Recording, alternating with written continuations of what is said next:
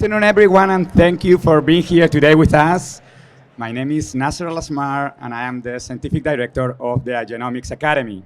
So this is the second session of our Vitrolife Group Academy studio. So again, thank you for being here. And today, it is my pleasure, and it's an honor to host this session. We're going to talk about the IVF, the future and the present of the IVF. And who better to talk about it than Professor David Gardner and Professor Carlos Simon. So first, let's go to have the perspective from the lab. So Professor Gardner, please. Okay, thank you very much. Well, I think we're living in really interesting times. I've been doing this, actually 40 years this month I started. And what I've witnessed has been remarkable, but I think we're on the verge of another technological breakthrough. And I think what the impact on the laboratory will be is really streamlining what we do. I mean, really streamlining what we do. And when you look at sort of the engineering feats that have come of age, we've talked about microfluidics for many years, but I think microfluidics is really starting to come of age, not just because you can, do sperm sorting on it, but because you can actually do diagnostics on those chips as well. So I think we're going to see an advances in microfluidics. I know there are commercial products already, but I think there's a lot of research coming and we'll develop on that. I think the next thing we'll see is microfabrication. So instead of making just a dish, we can actually print into dishes at the sub-micron level specific things that we need for tasks for our embryologists. And that microfabrication will also facilitate microrobotics because it's down at that level of control of the embryo, the egg, the sperm, that you'll really start to see some magic happen. And then, I think, having talked about microperfusion culture for over 30 years, I think now the technology is coming that maybe in the future we could do perfusion.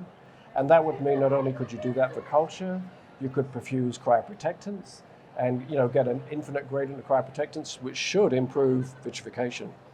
Biomarkers. With all these technologies and this kind of stuff, we'll be able to take out the media and do those kinds of on-chip analysis. And on top of all of that, we have new microscopies. So now we have, as well as conventional light, we've got fluorescence lifetime imaging and hyperspectral, which gives us an insight into the metabolic state of a cell. Well, that's really cool. And then with optical coherence tomography, when that comes through, we'll be able to visualize the embryos like never before.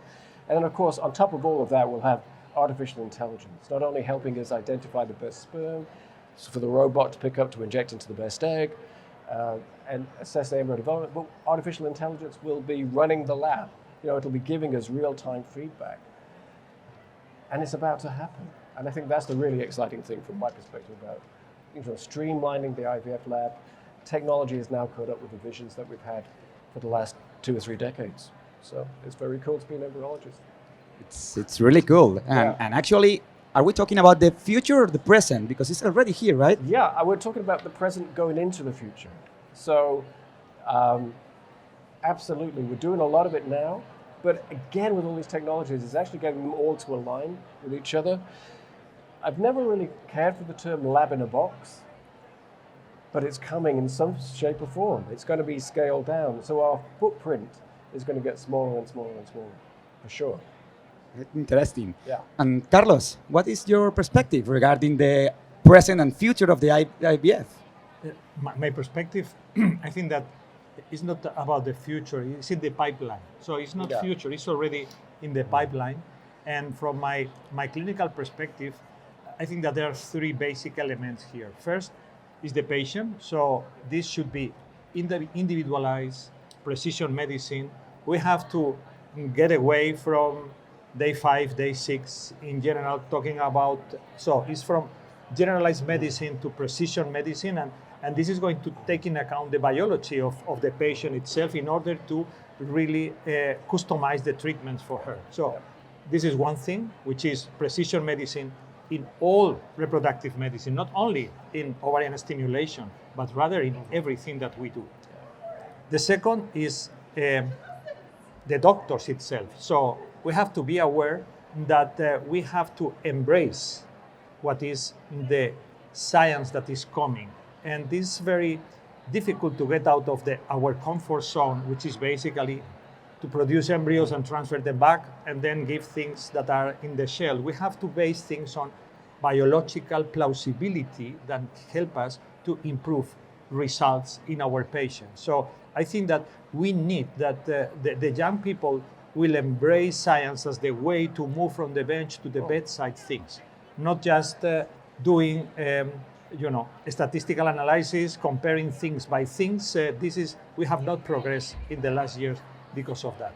And then the third part will be what to do with the embryos that David is able to give us now in the best scenario. And this will be using precision medicine, is going to take in account first what is the background of the couple, starting from the genetic background. Nowadays it will not be absolutely feasible to transfer embryos without knowing the genetic background of the couple. We can prevent recessive diseases, and in fact, you can be liable if you do not prevent this, if you do not inform to the patient from that. So this is not about to have a pregnancy. At the end, it's about to have a healthy live birth. Yeah. So first genetic background, and then once the embryo comes, we have to consider also the mother. And in the mother, we have in the uterus, when we transfer the embryos, we can consider nowadays the endometrial microbiome, that we have tests for that. And there are also interventional studies showing what happens if you study the microbiome and treat them accordingly. And then we have endometrial receptivity, applying what is the personalized window of implantation to transfer the embryos. And decidualization is coming next to find out what is the impact on obstetrical outcomes and also maybe in miscarriage of euploid embryos. So all of these things are based in scientific developments, but I think the basis is that we have to individualize treatments, consider the biological plausibility of what we are doing, and consider the patient as the mainstream for that. This is what I... Thank you. Yeah. Thank you, Carlos. So what I can see is that we are still, unfortunately, far away of the 100% pregnancy rates. And we don't know, in biology, in medicine, doesn't exist 100% or 0%. So we need to combine different things in order to try to achieve the better rates as possible. As you were mentioning, Carlos, the embryo, the endometrium, the mother, the media, the culture, the dishes, the time-lapse devices. Yeah. So I think that it's like you have the different stuff and you have to put it all together in order to try to get better results. Because Carlos, we were discussing like 2 months ago regarding the endometrium, and you were telling, okay, if I have my clinic, I would like to offer up to front the best things that can lead into a pregnancy, right?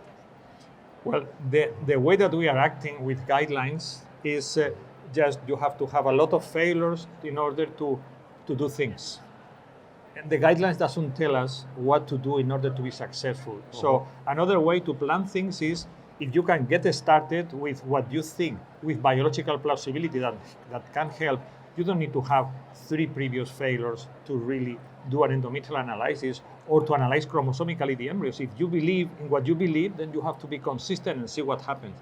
And in fact, 50% of cycles here in USA, they are doing through PGTA. They have the best results. And so we have to consider that you don't need to fail to do things sometimes. Yeah, we don't know that sometimes the guidelines are a little bit behind, right? So, David, what would you say about it? Well, I would agree with everything Carlos has said. I'm a great believer in not only the biological plausibility, but the personalized medicine. It's all there. I think it's also, from a laboratory perspective, extracting as much information from the gametes, the egg, and the embryo. There's this whole new area called metaboloepigenetics, whereby it really helps to explain the interaction of cells with their environment. And I actually hold that we will be in a very strong position using a lot of these new technologies, whether it's some form of hyperspectral or FLIM, to analyze the metabolic health of these embryos, which feeds in nicely to all the genetics, because that's the phenotype. So, we can do all the genotyping in the world, but at the end of the day, you want to know the phenotype. So we're getting close over the next few years where personalized medicine combined with more and more analysis of each embryo to give us a really reassuring perspective of the health of that embryo, because as we said, it's not just about pregnancies, it's about healthy children and those children living a long, healthy life. And I think we're converging on that with the things that we've Absolutely. Yeah. And if individualization is the issue, the embryo, if you treat the embryo as a patient, is exactly what David is That's mentioning. what I'm saying. Yeah. Absolutely. I don't know if there's any question on the audience, because I have, but I would like you to interact. I'm pretty sure that in our YouTube channel and LinkedIn channel, there's a lot of questions.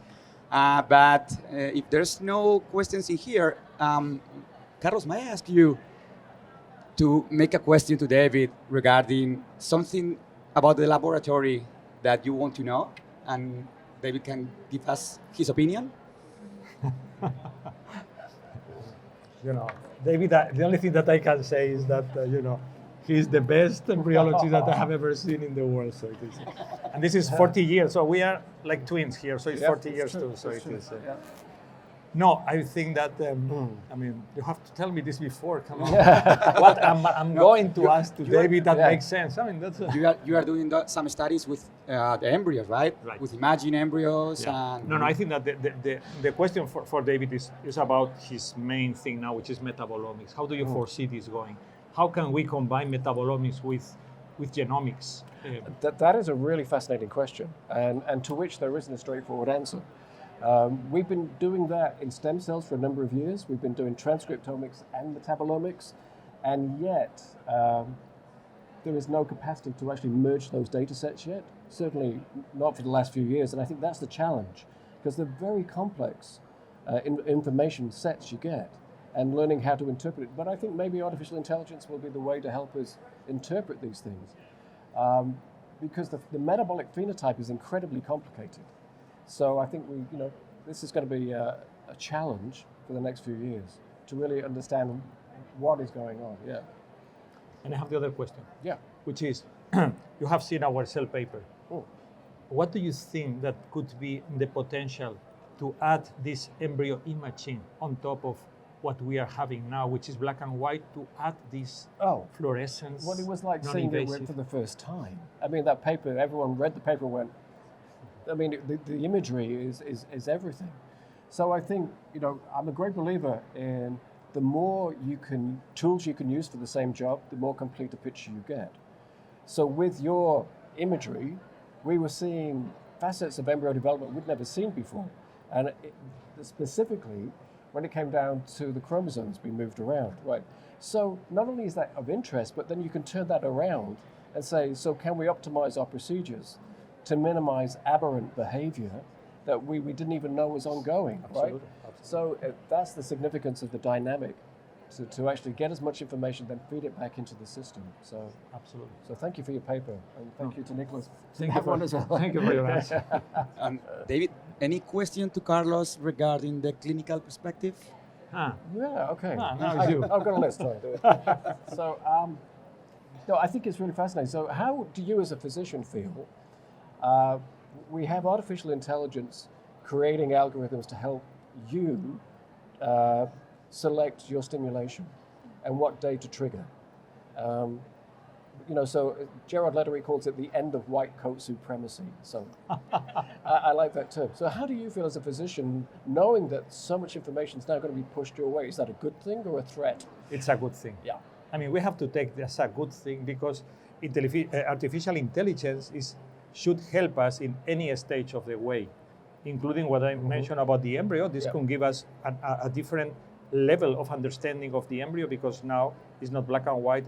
But for ovarian stimulation, is the same. I mean, we cannot pretend that our eyes will be the best in the universe. Now we have artificial intelligence. Now we have everything that we have around. So we should be flexible. We should embrace the advancements and take the best for us. Otherwise, we will become obsolete. This has no other way around. So what a conversation, right? I could be here forever. I don't know you. I can see here science, passion, innovation. So everything that we put together in order to help the couples to have the baby.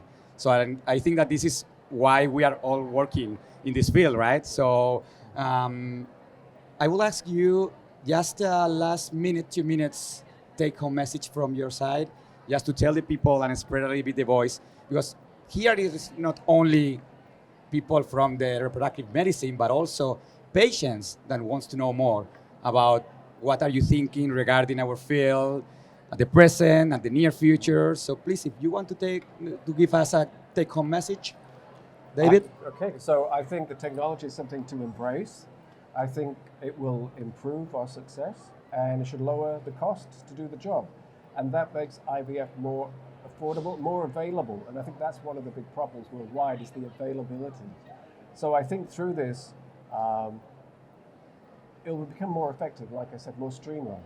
And it kind of leveled the playing field a bit because it's become so automated. I think that's tremendously exciting.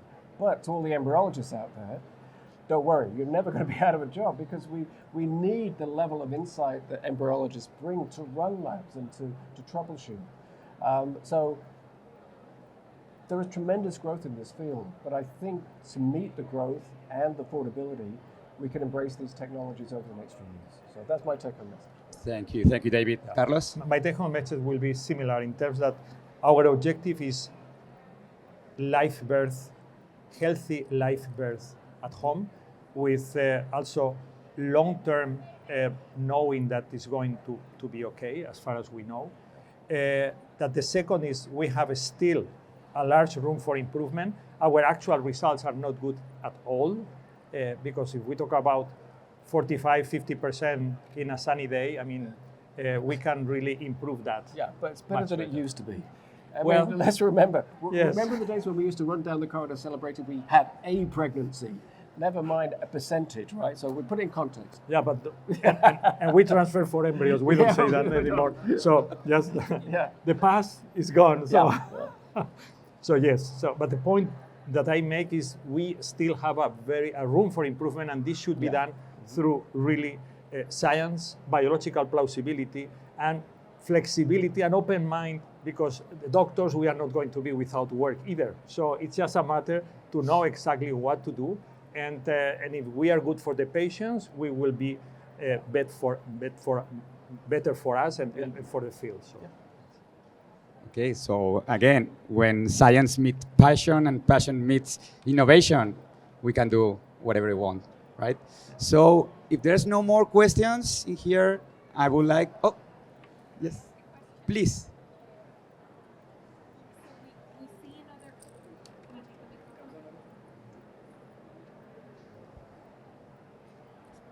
Just in terms of site of care, so we see in a lot of other areas of medicine, the site of care moving out of hospital and out of lab and increasingly in the patient's home. How do you see that evolving in the IVF space? So how much more can we do at home for the patient, so to speak?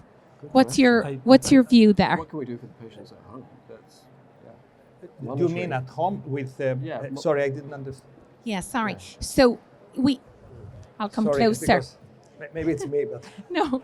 So we increasingly see in other areas of medicine the site of care moving away from the hospital or away from the lab. So more remote treatment pathways.